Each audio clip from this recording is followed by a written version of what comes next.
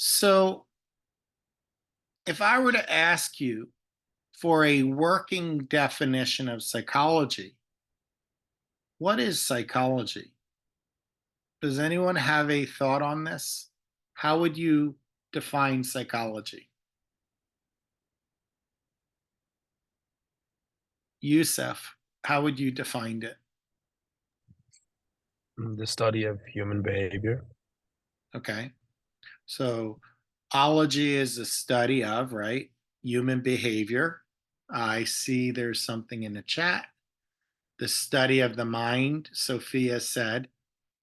Um, So we have two definitions that we have so far: the study of the mind, the study of behavior. Anyone have another thought on this? Richard, what's your definition?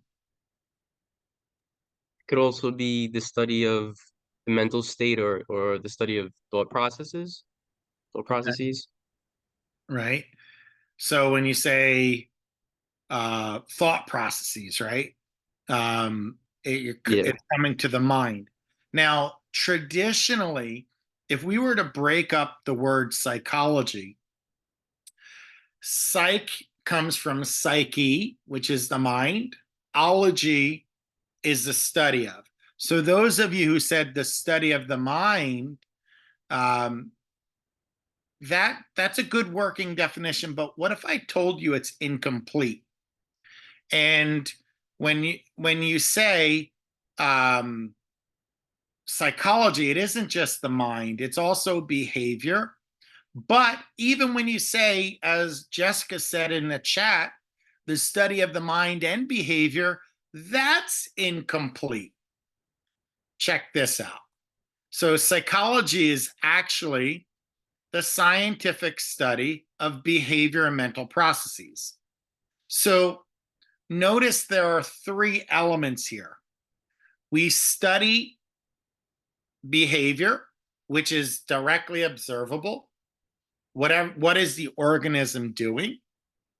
We also study mental processes, which are internal states. So when we talked about thinking, right, that's a mental process. Intelligence is a mental process. Memory is a mental process, and so forth. But these are internal processes, internal experiences. How do we know what you're thinking? How do we know how good of a memory you have? It's through directly observable behavior. So we might give you a test of IQ, we might give you a memory test, whatever it might be, to access some of these uh, underneath the surface cognitive or mental processes. But the third element, which is absolutely critical, is the emphasis that psychology is a science.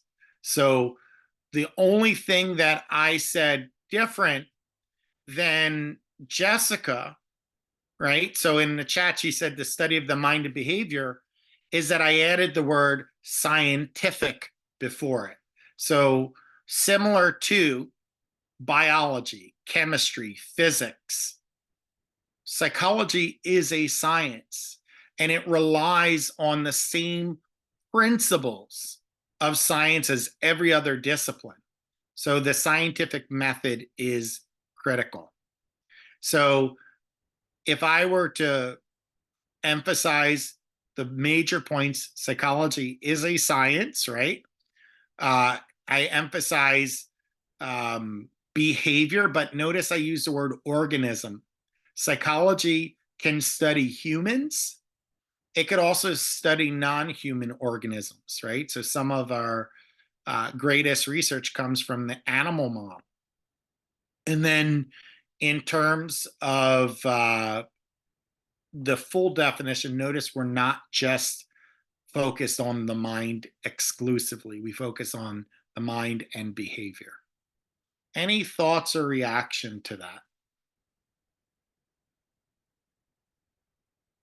Any thoughts or reaction? Okay. So let's talk about it. Because psychology is so broad, there are many sub-disciplines that have emerged from this concept. And you can wind up focusing on any one of these areas. So a behaviorist, you might have heard applied behavioral analysis. Well, they derive from the concept of behavioral psychology, right? So what does behavioral psychology focus on? How we learn, right? And our directly observable behaviors, right? So you're going to hear about operant conditioning and classical conditioning, observational learning. All of these are based on behavioral principles. We also have a field of clinical psychology, which is probably what, before you took this class, you were thinking psychology was, is how we assess, diagnose, and treat people with mental illness, right? So um, you might have thought of the clinical psychologist who provides psychotherapy, but that's not it. Now, by the way, the field of clinical psychology goes beyond just a clinical psychologist. There are other people who provide psychotherapy other than clinical psychologists. There are counseling psychologists, there are school psychologists, right? We have applied behavioral analysts, all trained in the field of psychology, providing psychotherapy. But we also have social workers and mental health counselors who may or may not be trained in the field of psychology, but in an allied discipline. So clinical psychologists do not have exclusivity in providing therapy. Now, what is the difference between a psychologist and a psychiatrist? In general, outside of 6 states, the difference is a psychiatrist can prescribe medication. Now, I said outside of 6 states because there is a movement to get prescriptive authority for psychologists, and that has been successful in Louisiana, New Mexico, Illinois, Iowa, Idaho, and Colorado. So there are 6 states that allow psychologists to prescribe medication when they go back for extensive training. Outside of that, in the other states, it's not allowable. So psychiatrists typically prescribe medication. Psychologists typically provide psychotherapy. Now, psychiatrists can provide psychotherapy as well, but the vast majority are prescribing. Another distinction is the training. Psychiatrist is a sub-discipline of medicine, right? So psychiatrists are either medical doctors, MDs, or DOs, whereas psychologists are usually PhDs, PsyDs, or EDDs. So psychologists are not medical doctors in that sense, even though they have a doctoral degree. So those are the big distinctions between a psychologist and a psychiatrist. I can't tell you how often, as a clinical psychologist, I have people come to me and they're shocked. They're like, wait, you don't prescribe medication? And I have to say, no, you're looking for a prescribing professional and you're mixing the concept of a psychologist and a psychiatrist. I always tell them, I hope that one day I can prescribe medication, but currently in the states of New York, New Jersey, and Connecticut, which I'm licensed in, we're not allowed to. So that's a second broad category. We also have neuropsychology. So if you think of the concept of neuroscience, that links how the brain affects all of our functioning, whether it be our emotions, memories, sensory experiences, and whatnot.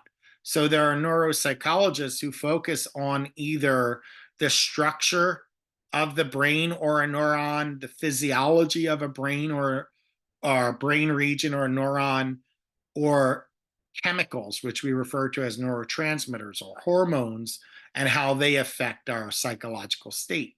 But notice it's still a scientific discipline applying the brain and brain functioning to psychological behaviors. Okay. So we also have developmental psychology. Now, developmental psychology, we focus on changes across the lifespan. Now, notice the word changes. These changes could be positive or they could be negative, right? Because if we think about the traditional aging process in middle to late adulthood, part of the developmental process is losing vision, losing hearing, slowed reaction time. So it doesn't always mean growth. It could be changes positive or negative. And we talk about across the lifespan or over time. And then when does life begin? A common misconception is life begins at birth, but actually life begins in the womb. So from conception to death is really the spectrum that developmental psychologists study, or what we say from womb to tomb. Now, social psychology looks at how we view each other and interact with one another, our relationships with one another. Then we have personality theory, which focuses on our character, what makes us unique, whether it be our traits or some other aspects. We also have cognition or cognitive psychology, which focuses on how we think or solve problems. We have industrial and organizational psychology, which applies the principles of psychology to the workforce. And there are so many others, right? This is not an all exhaustive list. It's not complete, right? We have, I'll give you another one that's not on there, forensic psychology, which is applying the principles of psychology to the law, right? So there are a lot of different subfields of psychology. It goes beyond what you might have thought coming into this course, which is that we just provide therapy. We do research, we provide therapy, we focus on so many sub areas. And in fact, because psychology is so broad, there isn't an area of functioning that we don't play a role in. Think about that for a second, how broad the discipline is. Now, you might say, well, why do we need a scientific discipline? Why do we need a scientific method? Isn't psychology intuitive, right? So if it's all speculative like philosophy, then, you could come to the same conclusions based on intuition. The reality is, no, you can't. Psychology is not intuitive. And if you rely on intuition by itself, you're going to make a lot of cognitive errors. You're going to make a lot of mistakes. For example, and again, this is not a complete list, but there are some classic examples of errors people make, such as a hindsight bias. And a hindsight bias is the tendency to feel that you knew it all along, or after knowing the outcome, you could have guessed the result. And I love giving the example of when people take tests. Oftentimes, a person will take an exam, and then after the exam, they'll say, well, what was the answer to this question? And then I'll give them the answer, and they will say, oh, I knew that. And then my question will be, well, if you knew it, why didn't you pick it? Right? You don't want to intentionally get a question wrong, do you? But the idea that when looking backwards, you knew it, well, if you knew it, you would have actually picked it. It's called a hindsight bias. Or another example of a hindsight bias is in relationships where a person is dating and after the relationship comes to its natural end, people break up. They're like, oh, I knew that wasn't going to work out. What do you mean you knew that wasn't going to work out? So why'd you date them in the first place? Clearly, you didn't fully know it. Otherwise, you wouldn't have wasted your time, right? So hindsight bias, looking backwards, we feel more that we knew the correct answer than actually in real time. And you might have heard a phrase linked to a hindsight bias, hindsight is 2020. Hindsight is 2020 means it's clear in retrospect, but not clear when you're actually doing it. So that's a cognitive error. But our gut would make us feel we knew it all along. So it's not just intuition. Overconfidence. Overconfidence is another cognitive error where we feel we're right more often than we're actually right. So our gut makes us feel like, oh, I know I'm right about this. And then we wind up being wrong, right? Another cognitive error. And I'm just giving you 4 to show you that we really need to study things using a scientific method, because our sentiment, our gut will lead us in the wrong place. Confirmation bias. This is a normal thing. Have you ever been in an argument with your friend? And of course, because of overconfidence, you know you're correct and they're incorrect. So what do? If you want to prove that you're correct, you go on your phone, you search Google, and you start looking at the results of Google. Now, in addition to overconfidence, people oftentimes do as following. They'll go to the first link, and the first link doesn't say what they argued. Like, shoot, I don't like that response. Then they'll go to the second link. The second link agrees with your friend. Okay. Then they'll go to the third link until they find something that supports their position. So a confirmation bias occurs when we look for information to support our opinion or position while ignoring or discounting other points of view, right? Now, that's a willful distortion of the truth, right? So we're only looking for things that support our position. We also have something called a false consensus. If you're in a room and you're having a conversation, it's not uncommon for you to think that everybody shares your point of view. Everybody agrees with you. And what happens is you would be surprised if let's say you have a group of 10 friends talking about a topic, and then you ask them, well, what do you think? You'll be surprised how often your friends actually have a different point of view than you do.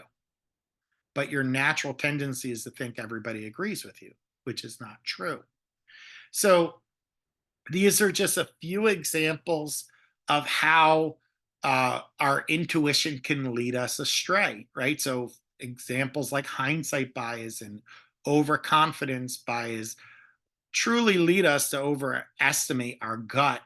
So the scientific method is used for us to sift the truth or reality from illusion. So I'm going to stop here, but the next series of videos or mini lectures are going to be on the different elements of the scientific method.